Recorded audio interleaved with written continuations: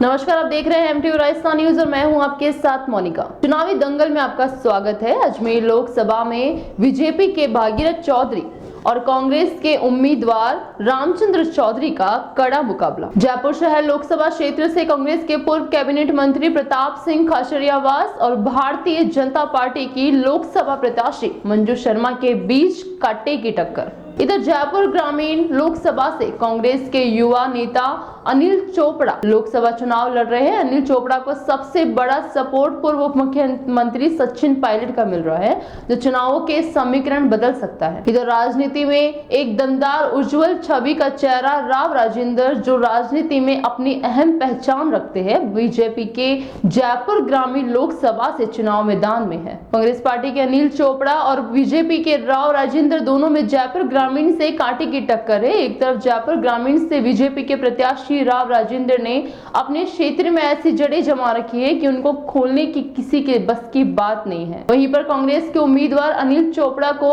जयपुर ग्रामीण से सचिन पायलट की वजह से गुर्जर वोट मिलने की एक बड़ी उम्मीद है। बात अजमेर की करते हैं तो अजमेर में दो घटनाएं हुई है। एक तो बीजेपी के उम्मीदवार भागीरथ चौधरी ने अपना नामांकन पत्र दाखिल किया। दूसरा घटनाक्रम यह है कि डॉक्टर रघु शर्मा के लंबे अरसे बाद मीडिया कर्मियों को दर्शन हुए। उनके दर्शन का लाभ इसलिए मिला कि वे कांग्रेस के उम्मीदवार रामचंद्र चौधरी का सिंबल लेकर चुनाव कार्यालय पधारे थे। जाहिर है कि अब तक भी कांग्रेस हाईकमान उम्मीदवार को लेकर किसी गुगालते में था।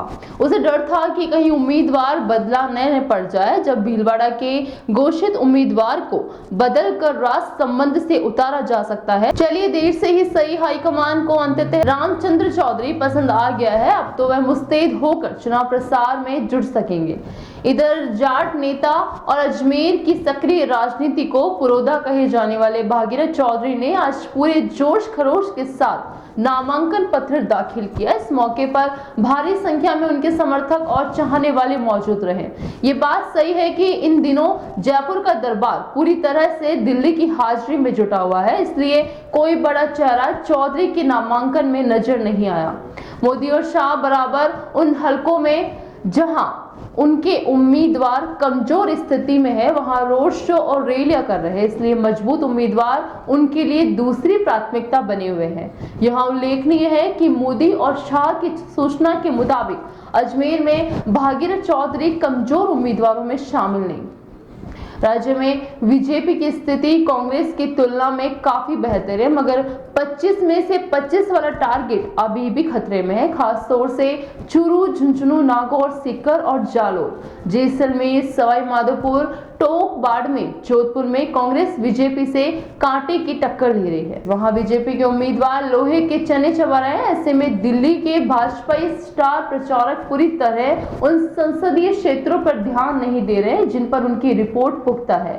अजमेर में रामचंद्र चौधरी जमीन से जुड़े नेता है। उनकी सेवाओं का लंबा और पुख्ता इतिहास है, मगर जब तक जितनी बार उन्होंने जिस भी पद के लिए चुनाव लड़ा है, वे कभी जीत के दर्शन नहीं कर पाए। इस बार वह अंतिम युद्ध के मुहाने पर खड़े हैं। उनकी उम्र भले ही 80 का आंकड़ा पार कर चुकी हो या करने वाली हो, मगर उनका हौसला आज भी 16 साल जैसा है। डेरी की राजनीति के तो वह बेताज बादशाह रहे, मगर डेरी की राजनीति और विधायक व सांसदों की राजनीति में दिन रात का अंतर होता है। इधर रामचंद्र चौधरी को पार्टी की तरफ से किसी प्रकार की आर्थिक मदद मिलने की कोई भी उम्मीद नहीं दिख रही है, इसलिए चुनाव प्रबंधन से जुड़े नेताओं में बहुत ज्यादा उत्साह नजर आ रहा है। इतने बड़े लोकसभा क्षेत्र में चुनाव प्रबंधन करना कोई हंसी खेल नहीं। शायद यही वजह रही है कि डॉक्टर रघु शर्मा और धर्मेंद्र राठौड़ जैसे दिग्गज नेता मैदान में आने का हौसला नहीं कर पाए। पार्टी की पहली पसंद तो वही थे। स्वतंत्र और आजाद पत्रकारिता का समर्थन कीजिए, सच में हमारा साथी बनिए। बहुत आसान है दोस्तों, इस ज्वाइन बटन को दबाइए और आपके सामने आएंगे 3 विकल्प। इनमें से एक को चुनिए और सच के इस सफर में हमारा साथी बनिए। नमस्कार।